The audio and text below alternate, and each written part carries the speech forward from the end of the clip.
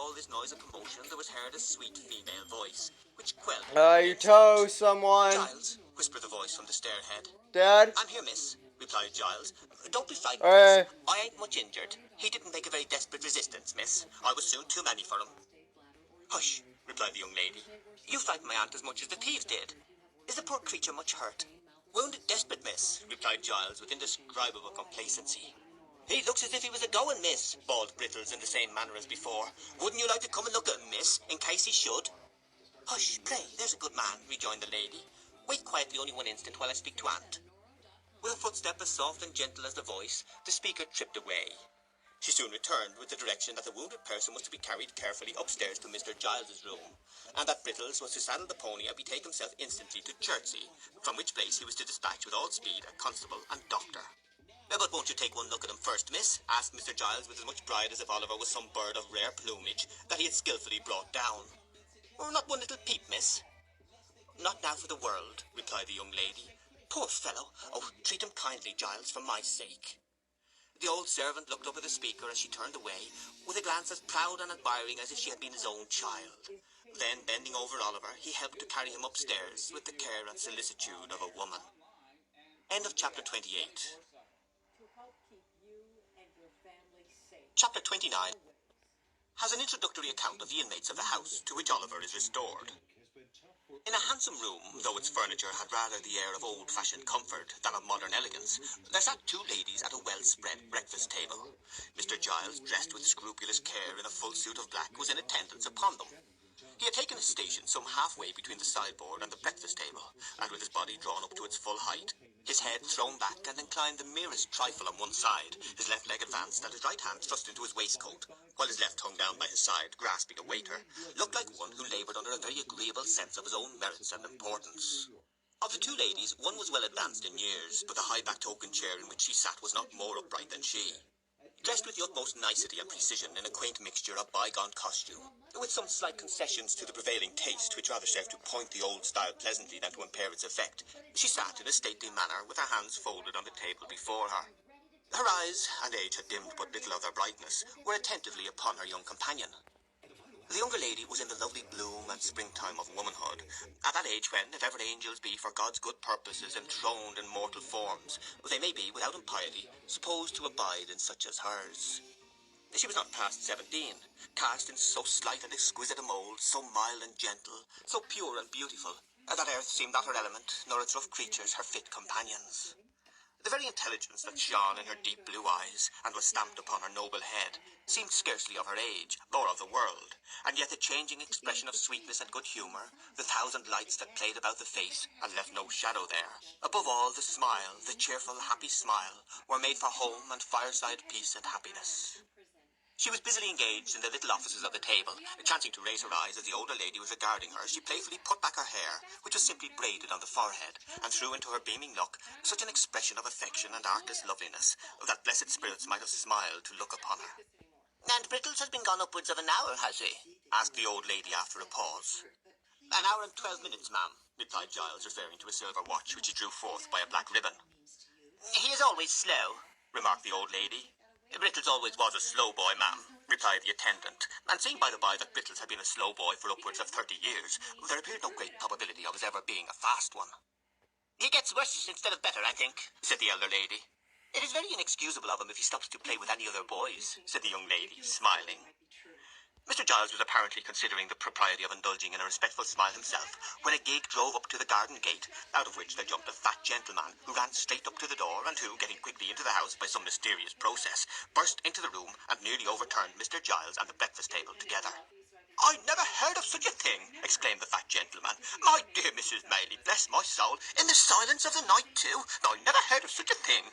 With these expressions of condolence, the fat gentleman shook hands with both ladies, and drawing up a chair, inquired how they found themselves. "You ought to be dead, positively dead with the fright," said the fat gentleman. "Why didn't you send? Bless me, my man should have come in a minute, and so would I, and my assistant would have been delighted, nor anybody, I'm sure, under such circumstances. Oh, dear, dear, so unexpected, in the silence of the night, too." The doctor seemed especially troubled by the fact of the robbery having been unexpected, and attempted in the night time, as if it were the established custom of gentlemen in the house-breaking way to transact business at noon, and to make an appointment by post a day or two previous. And you, Miss Rose, said the doctor, turning to the young lady. Oh, very much so indeed, said Rose, interrupting him. But there's a poor creature upstairs whom Aunt wishes you to see. Ah, to be sure, replied the doctor, so there is. That was your handiwork, Giles, I understand. Mr. Giles, who had been feverishly putting the teacups to rights, blushed very red, and said that he had had the honour. Honour, eh? Said the doctor. Well, I don't know. Perhaps it's as honourable to hit a thief in the back kitchen as to hit your man at 12 paces. Fancy that he fired in the air and you fucked a jewel, Giles. Mr. Giles, who thought this light treatment of the matter an unjust attempt at diminishing his glory, answered respectfully that it was not for the like of him to judge about that, but that he rather thought it was no joke to the opposite party. Gad, that's true, said the doctor. Where is he? Show me the way.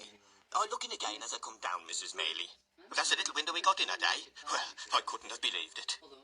Talking all the way, he followed Mr. Giles upstairs. And while he's going upstairs, the reader may be informed that Mr. Losberne, a surgeon in the neighbourhood, known through the circuit of 10 miles round as the doctor, had grown fat more from good humour than from good living, and was as kind and hearty and withal as eccentric an old bachelor as will be found in 5 times that space by any explorer alive. The doctor was absent much longer than either he or the ladies had anticipated. A large flat box was fetched out of the gig, and the bedroom bell was rung very often, and the servants ran up and down stairs perpetually, from which tokens it was justly concluded that something important was going on above. At length he returned, and in reply to an anxious inquiry after his patient, looked very mysterious, and closed the door carefully. This is a very extraordinary thing, Mrs. Maylie, said the doctor, standing with his back to the door, as if to keep it shut. He is not in danger, I hope, said the old lady. Why, that would not be an extraordinary thing under the circumstances, replied the doctor, though I don't think he is. Have you seen the thief? No, rejoined the old lady. Nor heard anything about him? No. I beg your pardon, ma'am, interposed Giles, but I was going to tell you about him when Dr. Losberne came in. The fact was that Giles had not at first been able to bring his mind to the avowal that he had only shot a boy. Such commendations had been bestowed upon his bravery that he could not for the life of him help postponing the explanation for a few delicious minutes, during which he had flourished at the very zenith of a brief reputation for undaunted courage. Rose wished to see the man, said Mrs. Maylie, but I wouldn't hear of it. Rejoined the doctor. There's nothing very alarming in his appearance. Have you any objection to see him in my presence? If it be necessary, replied the old lady, certainly not. Then I think it is necessary, said the doctor. At all events, I'm quite sure you would deeply regret not having done so if you postponed it. He is perfectly quiet and comfortable now. Allow me, Miss Rose. Will you permit me? Not the slightest fear. I'll pledge you my honour. End of chapter 29. Chapter 30 relates what Oliver's new visitors thought of him. With many loquacious assurances that they would be agreeably surprised in the aspect of the criminal, the doctor drew the young lady's arm through one of his, and offering his disengaged hand to Mrs. Maylie, led them with much ceremony and stateliness upstairs. Now, said the doctor in a whisper, as he softly turned the handle of the bedroom door, let us hear what you think of him. He has not been shaved very recently, but he don't look at all ferocious notwithstanding. Stop, though. Let me first see that he is in visiting order. Stepping before them, he looked into the room. Motioning them to advance, he closed the door when they had entered, and gently drew back the curtains of the bed. Upon it, in lieu of the dogged, black-visaged ruffian they had expected to behold, there lay a mere child, worn with pain and exhaustion, and sunk into a deep sleep. His wounded arm, bound up and splintered, was crossed upon his chest. His head reclined upon the other arm, which was half hidden by his long hair, as it streamed over the pillow. The honest gentleman held the curtain in his hand and looked on for a minute or so in silence. Whilst he was watching the patient thus, the younger lady glided softly past, and seating herself in a chair by the bedside, gathered Oliver's hair from his face. As she stooped over him, her tears fell upon his forehead.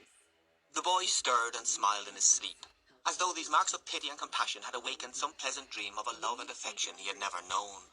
Thus, a strain of gentle music, or the rippling of water in a silent place, or the odour of a flower, or the mention of a familiar word, will sometimes call up sudden dim remembrances of scenes that never were in this life, which vanish like a breath, which some brief memory of a happier existence long gone by would seem to have awakened, which no voluntary exertion of the mind can ever recall. What can this mean? Exclaimed the elder lady. This poor child can never have been the pupil of robbers. Vice, said the surgeon, replacing the curtain, takes up her abode in many temples, and who can say that a fair outside shall not enshrine her? But at so early an age, urged Rose. My dear young lady, rejoined the surgeon, mournfully shaking his head, crime, like death, is not confined to the old and withered alone. The youngest and fairest are too often its chosen victims. But can you really believe that this delicate boy has been the voluntary associate of the worst outcasts of society? Said Rose. The surgeon shook his head in a manner which intimated that he feared it was very possible, and observing that they might disturb the patient, led the way into an adjoining apartment. But even if he has been wicked, pursued Rose, think how young he is. Think that he may never have known a mother's love or the comfort of a home. That ill usage and blows or the want of bread may have driven him to herd with men who have forced him to guilt. Aunt, dear aunt, for mercy's sake think of this before you let them drag this sick child to a prison, which in any case must be the grave of all his chances of amendment. Oh, as you love me, and know that I have never felt the want of parents in your goodness and affection, but that I might have done so, and might have been equally helpless and unprotected with this poor child. Have pity upon him before it is too late. My dear love, said the elder lady as she folded the weeping girl to her bosom, do you think I would harm a hair of his head? Oh, no, replied Rose eagerly. No, surely, said the old lady. My days are drawing to their close, and may mercy be shown to me as I show it to others. What can I do to save him, sir? Let me think, ma'am, said the doctor. Let me think. Mr. Lofsburn thrust his hands into his pockets and took several turns up and down the room, often stopping and balancing himself on his toes and frowning frightfully. After various exclamations of, I've got it now, and no, I haven't, and as many renewals of the walking and frowning, he at length made a dead halt and spoke as follows. I think if you give me a full and unlimited commission to bully Giles and that little boy Brittles, I can manage it. Giles is a faithful fellow and an old servant, I know, but you can make it up to him in 1,000 ways, and reward him for being such a good shot besides. You don't object to that? Unless there is some other way of preserving the child, replied Mrs. Maylie. There is no other, said the doctor. No other. Take my word for it. Then my aunt invests you with full power, said Rose, smiling through her tears. But pray, don't be harder upon the poor fellows than is indispensably necessary. You seem to think, retorted the doctor, that everybody is disposed to be hard-hearted today except yourself, Miss Rose. I only hope for the sake of the rising male sex generally, that you may be found in as vulnerable and soft-hearted a mood by the first eligible young fellow who appeals to your compassion. And I wish I were a young fellow that I might avail myself on the spot of such a favourable opportunity for doing so as the present. You are as great a boy as poor Brittles himself, returned Rose, blushing. Well, said the doctor, laughing heartily, that's no very difficult matter. But to return to this boy, the great point of our agreement is yet to come. He will wake in an hour or so, I dare say, and although I have told that thick-headed constable fellow downstairs that he mustn't be moved or spoken to, on peril of his life, I think we may converse with him without danger. Now, I make this stipulation, that I shall examine him in your presence, and that if from what he says we can judge, and I can show to the satisfaction of your cool reason that he is a real and thorough bad one, which is more than possible, he shall be left to his fate, without any further interference on my part at all events. Oh, no, aunt, entreated Rose. Oh, yes, aunt, said the doctor. Is it a bargain? He cannot be hardened in vice, said Rose. It is impossible. Very good, retorted the doctor. Then so much the more reason for acceding to my proposition.